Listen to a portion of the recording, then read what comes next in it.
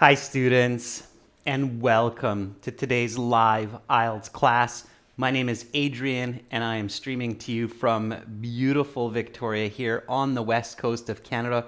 Welcome Ramneek, hi Hinal, 5-5 Nishant. Good to see many students in this class where we are going to be looking at IELTS speaking part 1 for the speaking interview, and we will be talking about how to give clear and confident Band 9 answers. Welcome to our moderator, Carolina.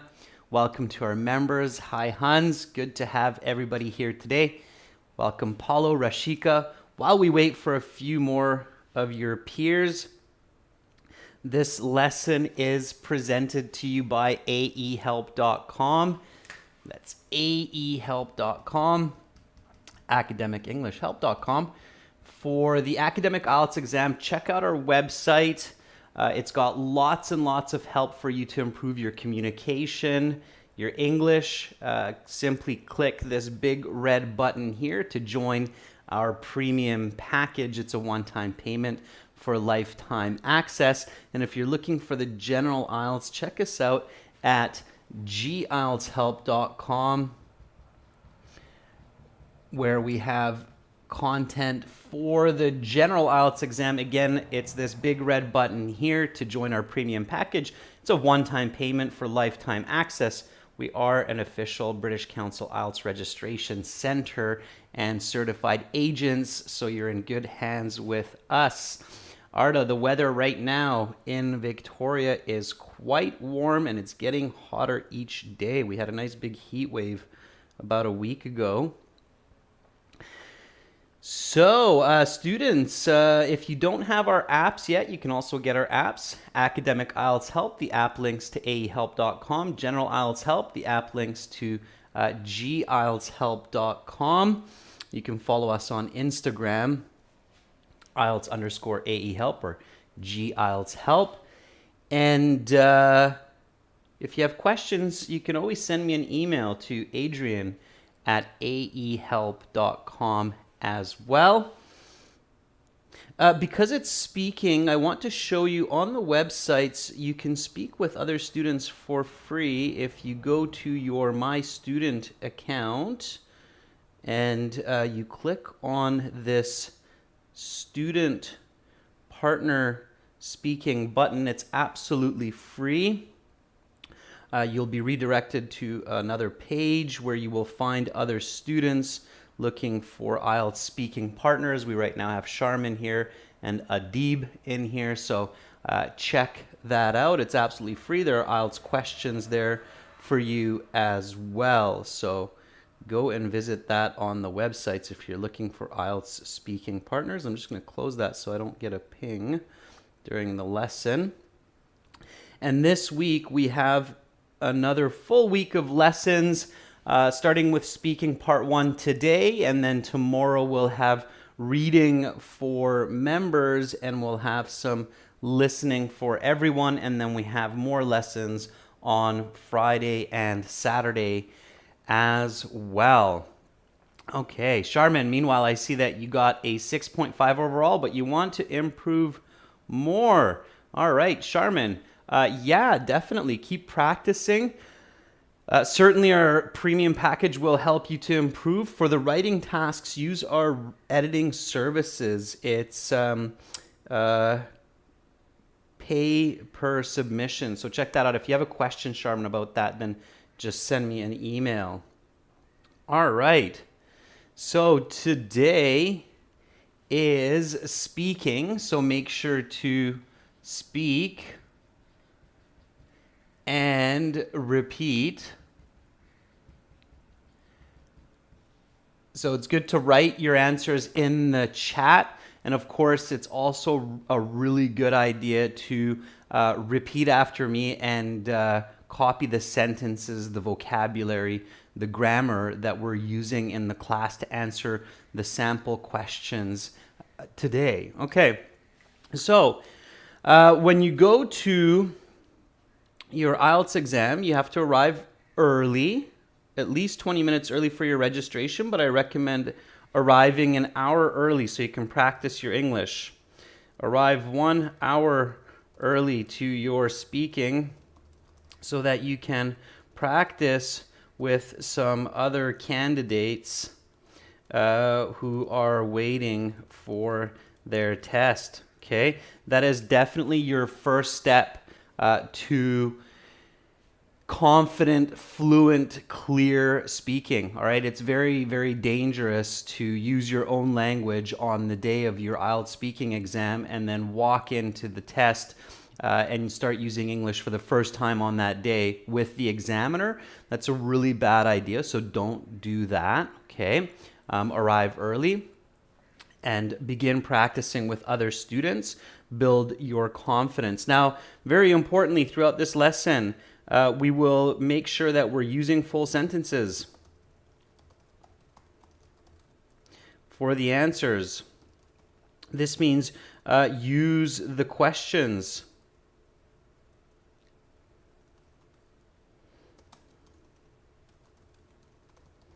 In your answers.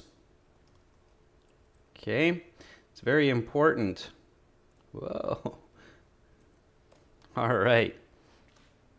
Okay, so when you get to your IELTS speaking exam, your interview, the examiner will greet you. They will say, "Hi, please take your seat," and then they will begin their administrative procedure. Okay, so they're going to record your speaking session for marking and clerical purposes. That's normal. Be confident. You paid good money to be there. Do your best. Okay, focus on yourself. Do not focus on the examiner. If the examiner has messy hair or they look grumpy, don't worry about it. Okay, you're there to do one job and one job only. It's to show your best English and to get a high band score for your responses. All right.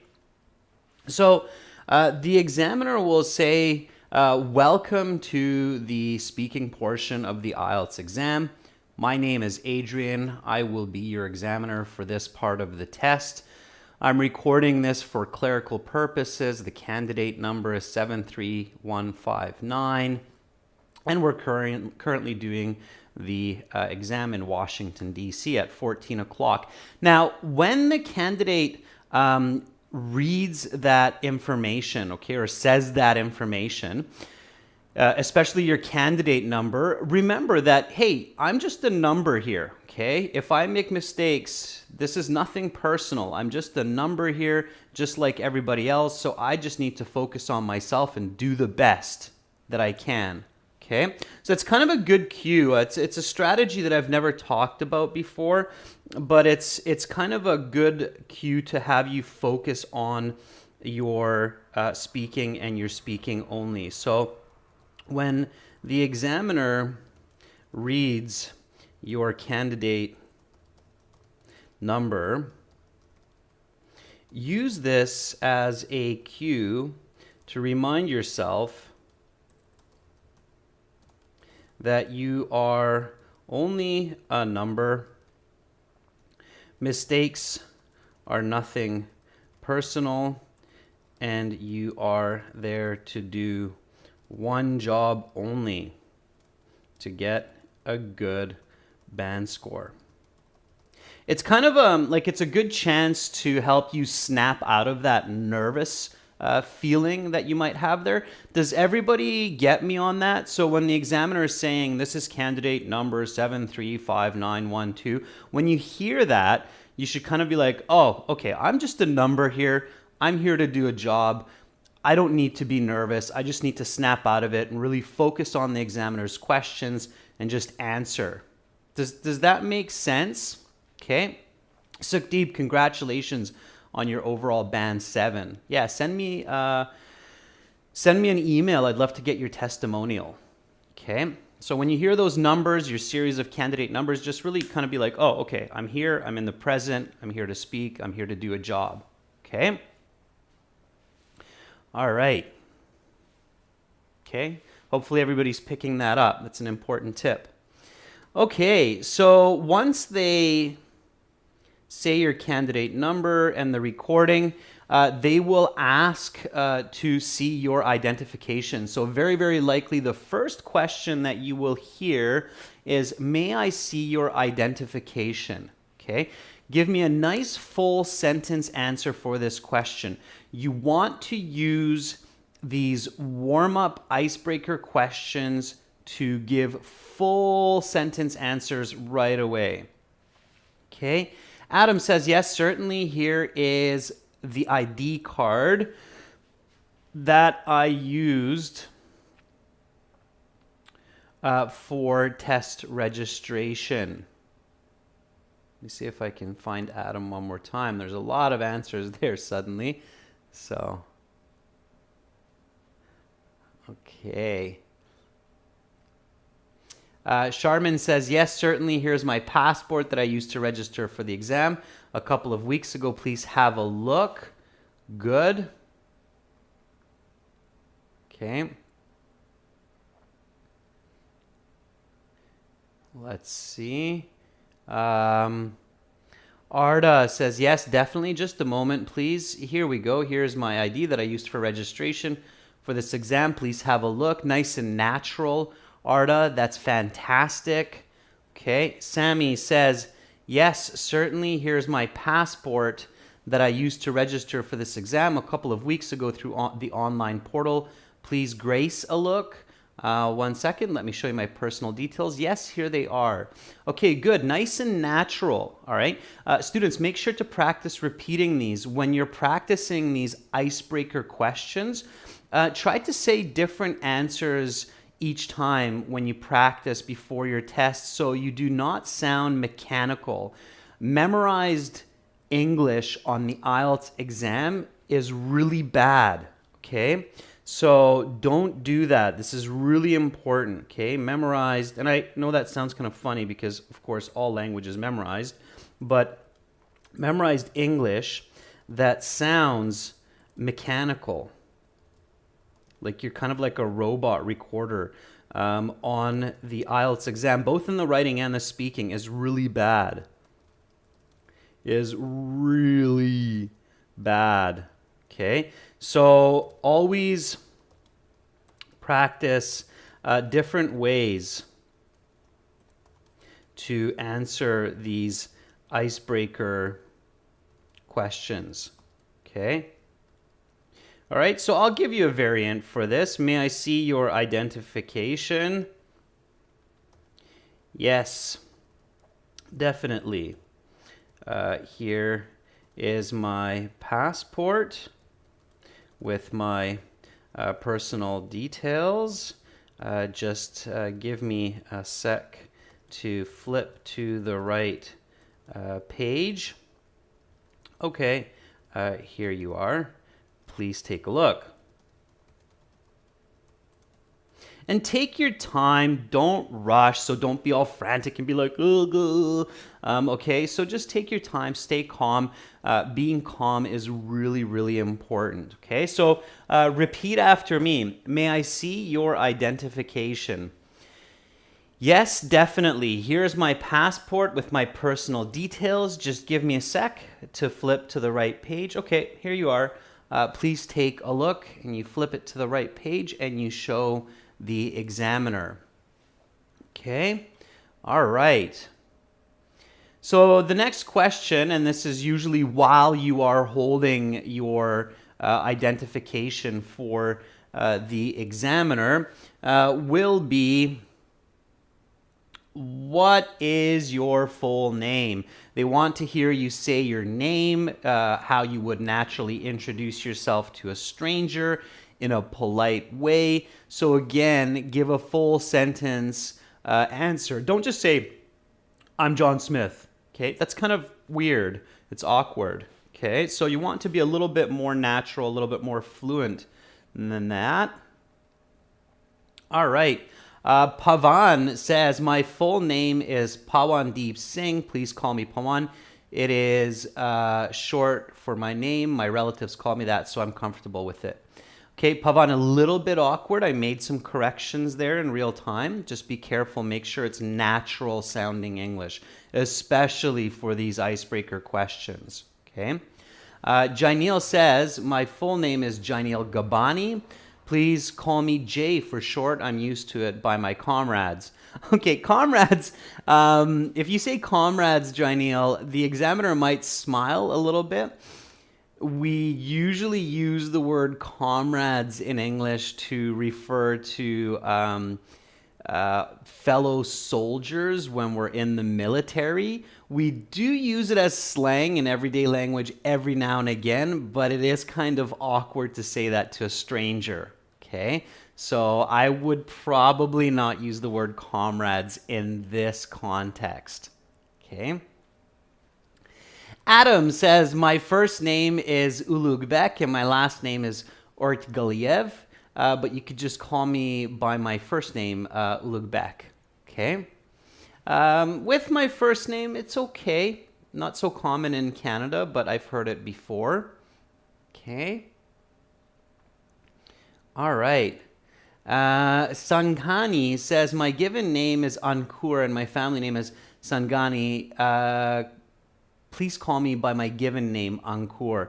Sankani, that second or that last part is a little bit awkward. Vule says, my full name is Le Nguyen Vu, but since it's difficult for foreigners to pronounce, just please call me Aurelia, which is my English nickname. Okay, Vuli, you have the right idea, but you need to express that a little bit clearer. So for those of you who have an English nickname, yeah, you want to express that clearly. We wouldn't say for foreigners to read because the examiner is not going to be reading it. They're going to be saying it.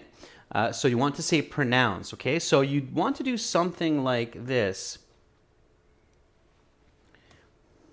My first name is Kui, and my family name is Nguyen, but this is often difficult to pronounce for English speakers, so please just call me by my English nickname, Dave. Okay, so something like that's okay if you're used to that. I know many people from China or Vietnam, Thailand, they use English nicknames. So here we go. What is your full name? My first name is Kui and my family name is Nguyen, but this is often difficult to pronounce for English speakers, so please just call me by my English nickname, Dave. Okay, Dave, that's what you want to be called. Why not, right? So, okay, Dave, for part one, I will ask you a couple of questions to get to know you better and some questions on a general topic. Now, when the examiner says, I will ask you a couple of questions to get to know you better, it basically means all of part one. So all of part one is about you, okay? Really important to keep that in mind, all right? So I'm going to give you a note on that because oftentimes students make mistakes and start talking about people and the examiner. So part one, and this is important for clear, coherent, accurate answers, okay? So part one is about you, not people and not the examiner. So do not use you and people. Now that kind of sounds like, oh, of course, Adrian, yeah, I know I'm just going to say I and me and my. But it's easy to use the pronoun you because we often say, oh, you know, you do this and you do that, and oh, you know, you're like that and you do this, but you're not actually talking about them. You're talking about yourself, okay? So be really careful about that. Make sure to practice this before your test. So instead, use I, me, my, myself, okay? Referring to yourself in first person. Really important tip. to get a high band score and to be clear and fluent in your language. Okay, so practice that every time you're speaking English. Okay, everybody clear on that? So is everybody clear on this tip to use I, me, my when the examiner is asking what do you like to do after work? What is your favorite sport? What are your hobbies? You have to say I like to, my favorite, my. Okay, so it's all going to be I, right? Very, very important, right, for clear communication. It's a very common mistake for candidates to say, well, you know, football is a really great sport. A lot of people like to play it. No, no, no. I asked about what's your favorite sport. Okay. All right. Okay. Clear. So, you might get a question like, and it's still kind of part of the icebreakers. Good. I can see lots of thumbs up. Everybody's got that idea. That's fantastic. So you might get a question from the examiner like, what do you like to do in the evenings?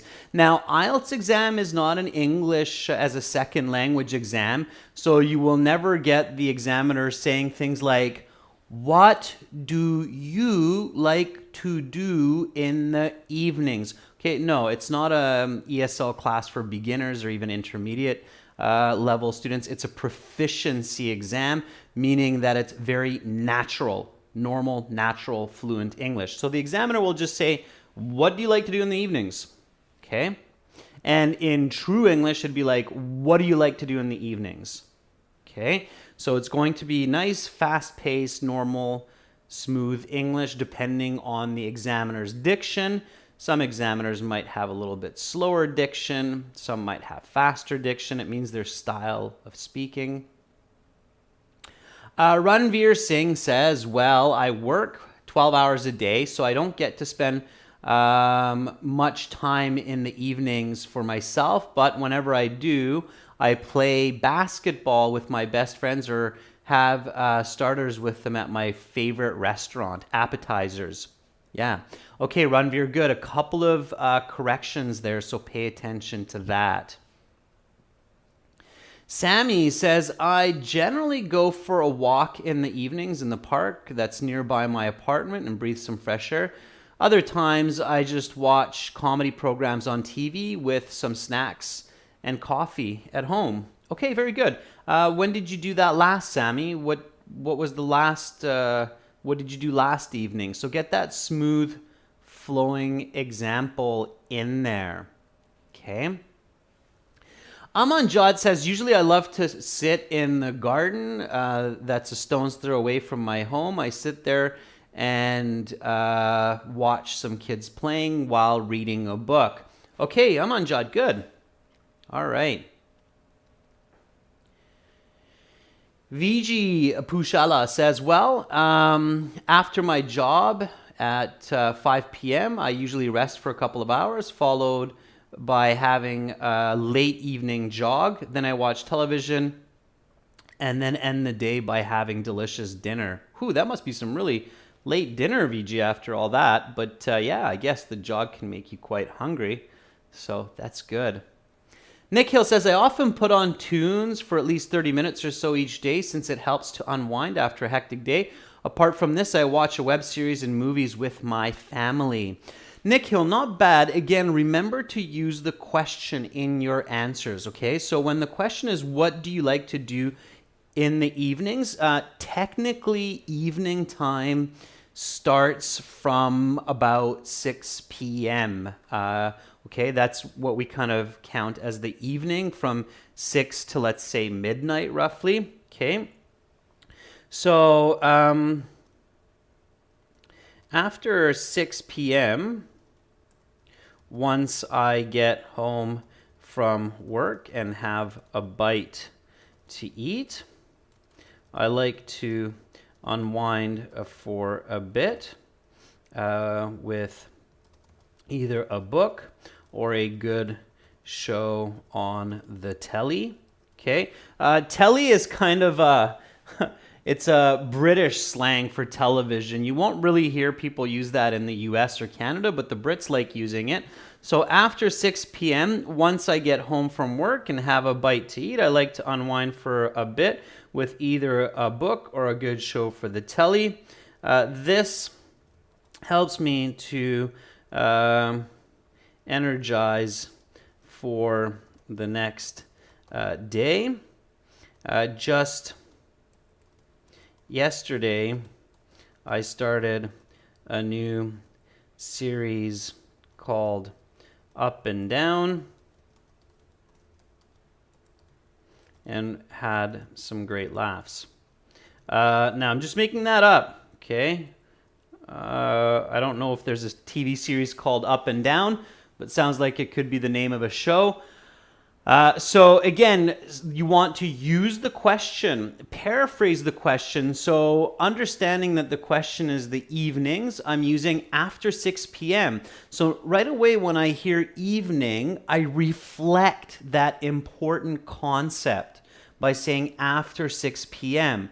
That also quantifies the information. It makes it clearer for the audience, for the listener, for the examiner, when you give them numbers. They're like, oh, okay, so this person clearly knows that the evening starts around 6 p.m. Okay, so after 6 p.m., once I get home from work and have a bite to eat, okay, so that's some nice additive information that before 6 p.m., you've actually just arrived home from work, you've had something to eat. I like to unwind for a bit. Unwind means to relax. It's a nice kind of idiomatic expression. For a bit with either a good book or a good show on the telly. Telly, natural language, either or, correlative conjunction. So already showing so much language and fluency early on will help you to get that band 9, okay? So this helps me to energize for the next day. That's my explanation. So I tell the examiner why I do that in the evening. So what's my reasoning for that? And then a very nice, quick, smooth example. Just yesterday, I started a new series called Up and Down and had some great laughs, right? Because I just said I like to watch a good show on the telly. This infers that it was some kind of a comedy, all right? So it's that kind of language that will get you a band 9 or a high band score. One more time, repeat after me. What do you like to do in the evenings? After 6 p.m., once I get home from work and have a bite to eat, I like to unwind for a bit with either a good book or a good show on the telly. This helps me to energize for the next day. Just yesterday, I started a new series called Up and Down and had some great laughs. Now, as you noticed, I'm being nice and fluent, and it might be a little bit quick for some of you, which is absolutely okay. This lesson is recorded. If it's too fast and you're having difficulty repeating me, no worries. Later on, go back, watch this video, watch these answers again, and just practice repeating them faster and faster. Okay? All right. And then the next question might be something like, and what do you like to do at the weekends? Okay, a very common question, right? It's kind of like your free time or in your spare time. Most of us on the weekends have some free time, so it's kind of like asking you, what do you like to do in your free time? What are your hobbies? Give me a nice full sentence answer for this one. Konika says, at the weekends, I spend most of my time with my family because on weekdays, everyone is quite busy with their jobs. And the rest of the time, I watch some Netflix series. Just like last Sunday, I watched Money Heist. Very good, Konika. Yeah. Konika, be really careful not to make mistakes at the start of your speaking. That's very awkward. So in weekends, no. Canadian English or American English, it's on the weekend, okay? British English, I think Australians and Kiwis as well, they say at the weekend, but in the weekend, no. Okay, so at the weekend or on the weekend, but not in the weekend. Prepositions are tricky. I always tell students not to worry too much about prepositions, but in these kinds of common situations, you do have to be accurate, okay? Arda says, to release the stress of the weekdays, I usually go for a walk with my dad for at least 1 to 2 hours at the weekends. I do not only enjoy it, but also I keep healthy with walking every weekend. Okay, Arda, let me make a little correction with your correlative conjunction. Instead of not only, but also, you should use both and in this context. So I both enjoy it and it keeps me healthy walking every weekend. So practice those correlative conjunctions. Make sure you're using the right ones. Arda, in this case, it's not only, but also is not the right one. You want to use both and. I both enjoy it and it keeps me healthy. It's kind of awkward to say not only, but also in this context. Okay. Dorji says, at the end of the week, I prefer to clean my room and wash my clothes. After I'm done with those household chores, I like to meet with my colleagues for small gatherings, enjoy some chit chat and some good laughs. Okay, Dorji, you want to finish that. What do you mean meeting up with your colleagues on the weekend? I'm guessing your colleagues are also your friends.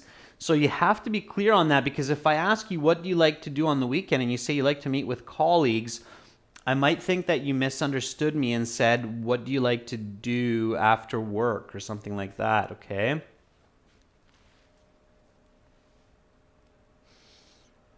All right.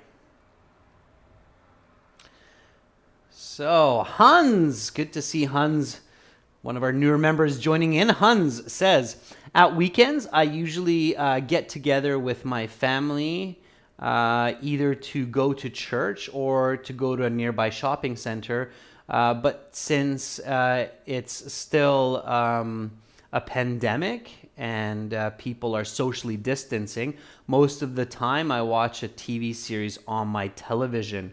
Yeah, you want to explain that, Hans, a little bit more. So since people are social distancing and church isn't open and shopping centers are restricted, there's social distancing, I often stay at home and watch television.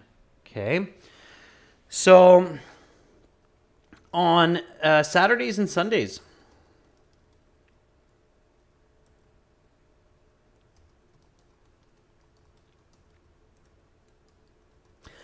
so basically there's always a way to paraphrase. Almost every single word that you can imagine can be paraphrased, can be said a different way.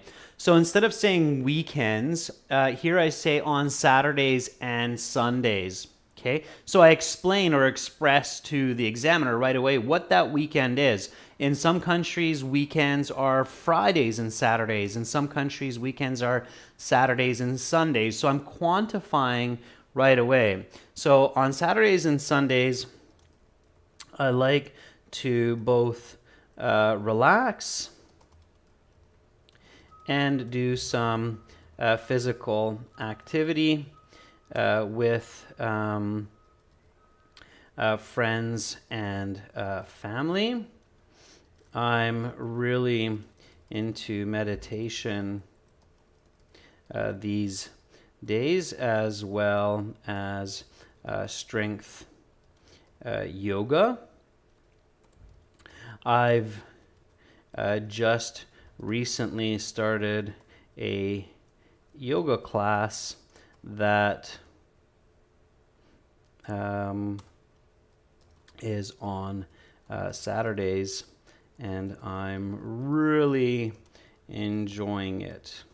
Okay, so here we go. On Saturdays and Sundays, I like to both relax and do some physical activity with friends and family. I'm really into meditation these days, as well as strength yoga. I've just recently started a yoga class that is on Saturdays, and I'm really enjoying it.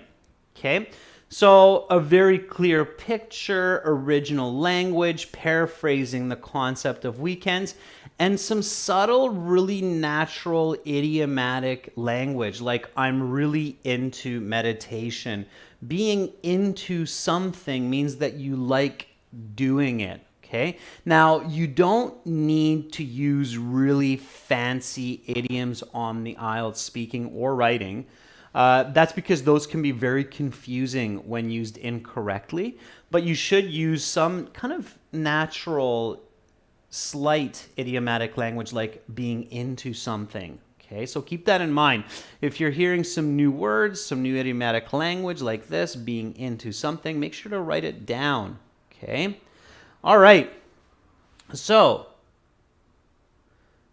now the examiner will get into a little bit more of a specific topic, but still a topic that's quite general, something that's done by everyone, regardless of where you are in the world, as long as you are teenager or older. IELTS exam, the youngest candidates are, I believe, 16 years old. So the questions for part one are designed in such a way that even some of these younger candidates like 16, 17 have some knowledge, some idea about it. It's real world. And again, it's about you. So they'll introduce the topic. They'll say, let's talk about grocery shopping. Okay. Now, if in the moment you forgot what the word grocery means because you're really nervous, don't worry about it. Just wait for the question. It will become clear. Okay. So the first question here is, where do you usually buy groceries? Really pay attention to the question type. So here it's where, meaning that it's location. Okay.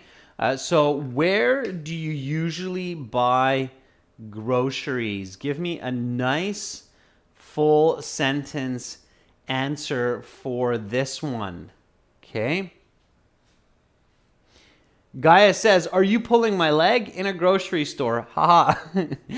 Gaius, I like humor. I like the comedy, but IELTS examiners will not laugh. They will not show strong emotions like laughter. Okay. So you have to treat the question seriously. All right. Trying to be funny in the interview will not work. I do not recommend trying humor in the IELTS speaking interview, just like you wouldn't do it in a job application. Okay, so it's not a bad thought, but don't do it. Okay, all right. So Bharat Sharma says there's a small grocery shop nearby my house. I usually go there to buy vegetables, fruits, and some foodstuffs. The shop is only a 4-minute walk from my place. Okay, Bharat. Oh yeah, and then Bharat continues. Yesterday I bought 2 milkshakes, pancakes, a dairy milk cocoa to cool myself in the 40-degree temperature. Okay, a few corrections, Bharat. Careful with that. Okay.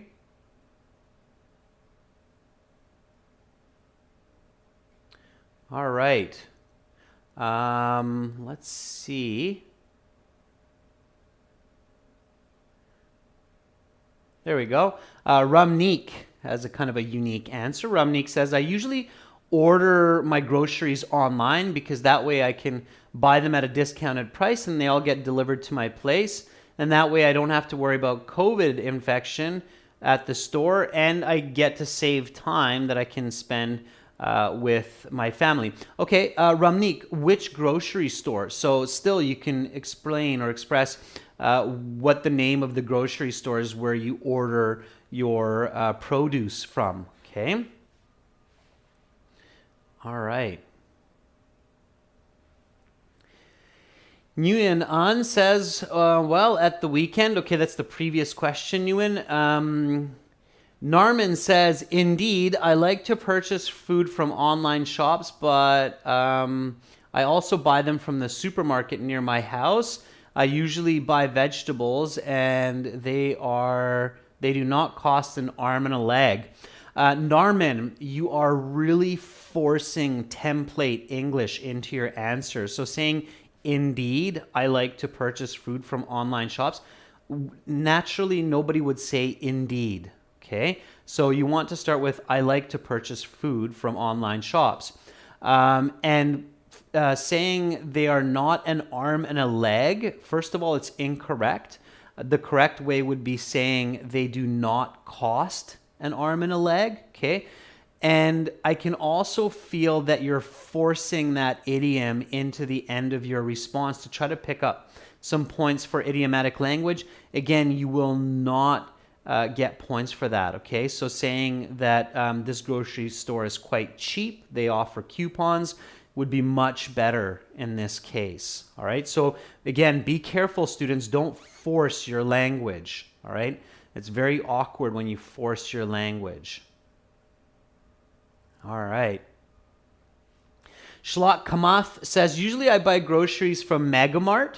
They have everything at a low price. Just last week, I bought leafy vegetables for my soup from there. Okay, Shlok, very good. Original language. You're giving me specific names. You gave me an example of what you bought there. That's what you want to do, okay? So most of the time, I buy my produce and foodstuffs from Fairways Market, which is a supermarket located about 5K from my home. I was there just a week ago to purchase all of my food needs for the next couple of weeks. Okay. So here we go. Again, repeat after me. Where do you usually buy groceries? Most of the time. What am I paraphrasing when I say most of the time? Okay. So again, importantly, use the question in your answers. Most of the time replaces what part of the question? So what part of the question is most of the time replacing? Can anybody tell me? Let's see who's paying attention. Yeah, very good. Delaria says, well, you're placing the word usually with that. Yeah, so most of the time, usually. So I'm showing the examiner that I'm paying attention to that adverb of frequency, okay? I use the word buy. I could replace that with purchase. Produce and foodstuffs replaces the word groceries, okay?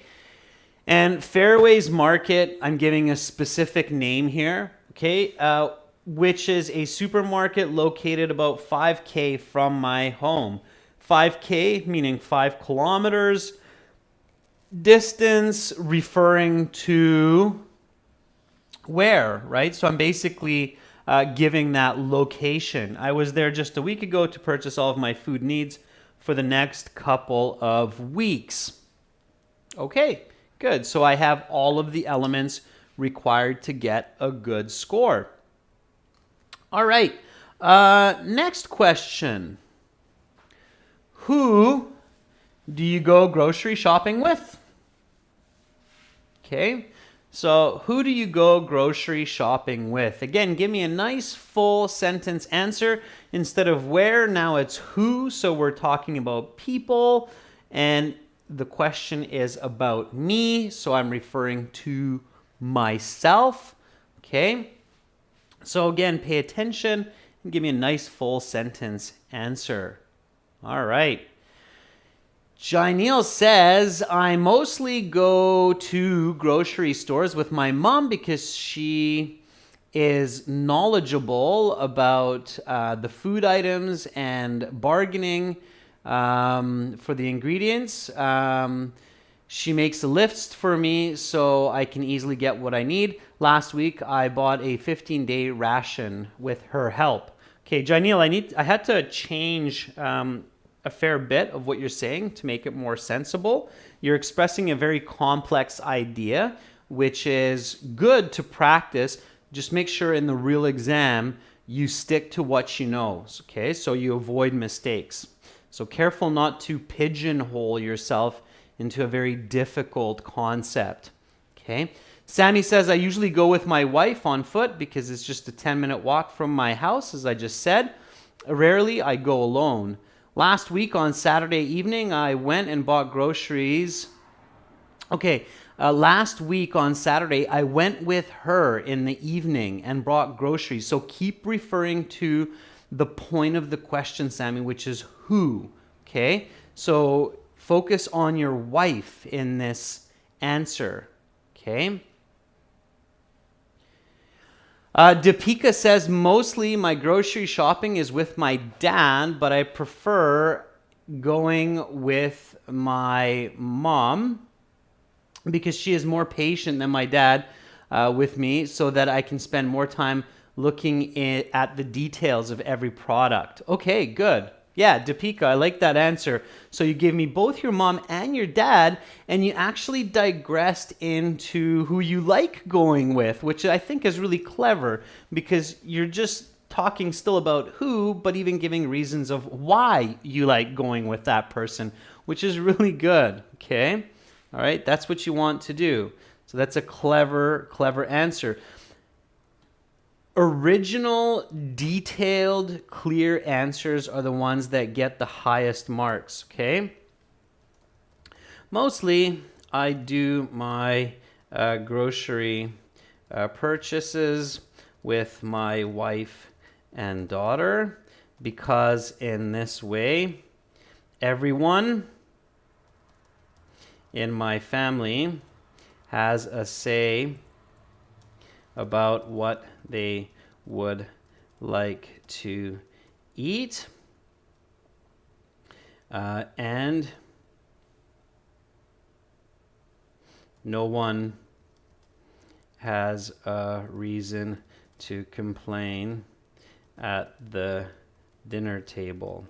I was at Fairways Market with them last week when I did my most recent shopping.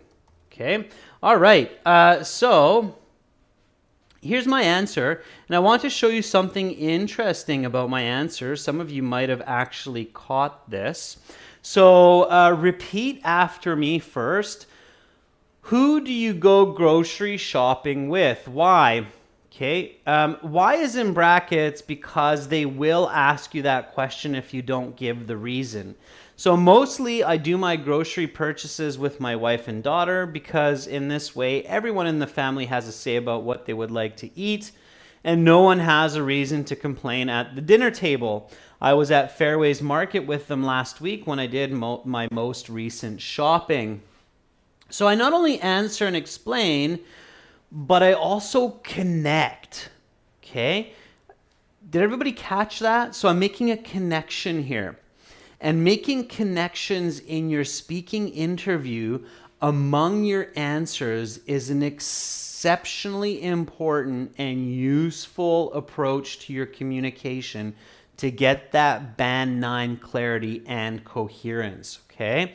So in my previous answer, I said that I do most of my grocery shopping at Fairways Market, and then I said I was just there a week ago to do my purchases, and now in my next answer, I say I was at Fairways Market with them last week when I did my most recent shopping. So I make a very clear connection, and for the examiner, this is gold, okay? This is like, oh, okay, this person is really on par. They keep in mind what was previously asked. Now, in order to do this, you do have to stay calm and focused, okay? It's very hard, very challenging if you're nervous to keep in mind what you said previously. So make sure to focus on that, okay?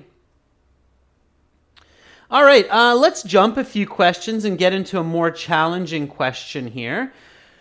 So here is the next question. The later on in the interview, the more challenging the questions, okay? So especially the grammar will evolve in speaking part 1, okay? So as the examiner gets to the last 1 or 2 questions of speaking part 1, expect that the grammar will increase in difficulty. So expect to hear some present perfect, past perfect, maybe some conditionals, Okay, answer this question for me. Have there been changes in the prices of foods over the past 5 years? Now, notice that this question isn't so much about you, but part one is about you. So even this answer, make it personal, okay? Not like part three. In part one, make it personal. So even in this kind of question, you can bring yourself into the answer. Like, I used to buy oranges for $1 a pound. Now they've gone up to $3 a pound. I don't know if it's because of global warming, but 300% more than before. All right, so make it personal and include the present perfect in your answer. All right, so here we go one more time. Make sure to repeat, don't just write. Have there been changes in the prices of foods over the past 5 years? Give me a nice full sentence answer for this one. Naisha, that was good, Naisha. You shouldn't retract, okay? Keep it going. All right. Kyber, good to see you in the class. All right. I don't see any answers yet. I kind of threw a curveball, right? Because I jumped a few questions, but it's making sure that you're being dynamic, okay? Sammy says, yes, there have been many changes in food prices. This is because of various reasons like inflation and lack of cultivation, also less resources and natural calamities. Yeah, very nice answer, Sammy. Give me a personal example. Like, finish, Sammy, by saying, I used to buy a pound of apples for $2. Now that same pound of apples cost me $5. All right? So give me a nice quantitative example. All right? Okay, I'm going to write my answer as well while some of you put up your answers. All right?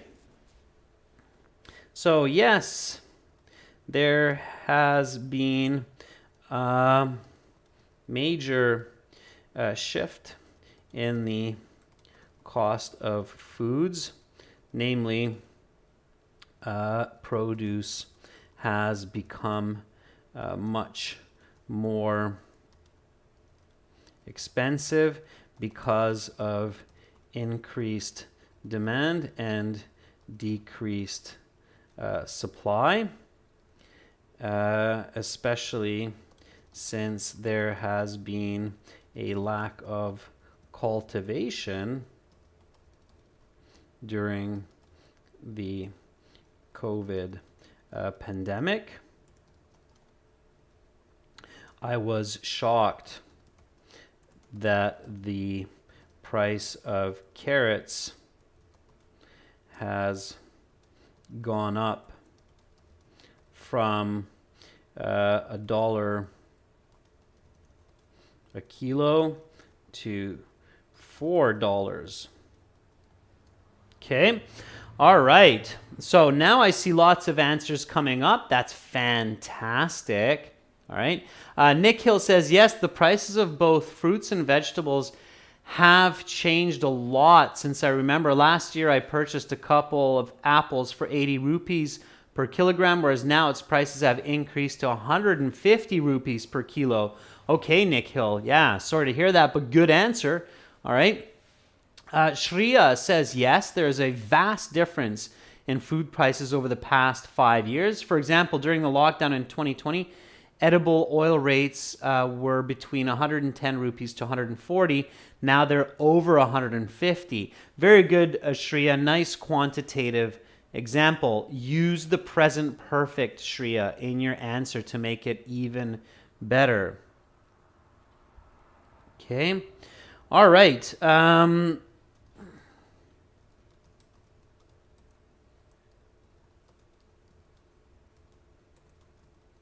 right.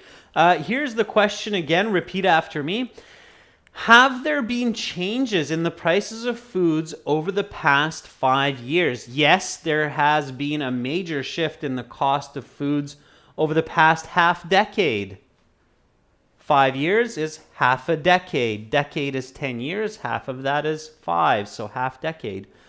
One more time from the top. Yes, there has been a major shift in the cost of foods over the past half decade. Namely, produce has become much more expensive because of increased demand and decreased supply, especially since there has been a lack of cultivation during the COVID pandemic.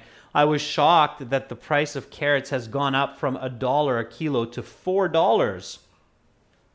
Okay, notice has been, okay, over the has become, all right, has gone up. Boom, boom, boom. So present perfect, present perfect, present perfect. Now the examiner's going, aha, here's somebody who practiced for this exam and knows that it's important to reflect the grammar of the question. Okay, so you need to do that throughout the test. All right, everyone, I'm out of time, and we've had lots and lots of responses and lots of students, which is fantastic. Again, you can practice your speaking with other IELTS students on our websites at aehelp.com and gieltshelp.com. So when you log into your My Student account at either gieltshelp.com or aehelp.com, that's at the top here, then you will see this student partner speaking button, okay? And when you click on that, you will find some other students who are looking for speaking partners, okay? So check that out. For lots more videos and materials, check us out at aehelp.com for academic IELTS and gieltshelp.com for general IELTS. Thank you, Carolina, for moderating the class today. Thank you, other students who are helping with some answers to newer members. Definitely come back tomorrow at this time. We will be doing listening practice with some of our original practice exams. If you have questions, again, send me an email to adrian@aehelp.com. We've got lots more live classes this week, and if you'd like to see some crystal clear videos, join our premium package for HD video content on our websites. It's a one-time payment for lifetime access, so it's well worth it. You're very, very welcome, everyone. Have a fantastic rest of your day, and I'll see you tomorrow. I'm Adrian. I'm signing out from beautiful Victoria here in Canada. Much love to all of you. Bye for now.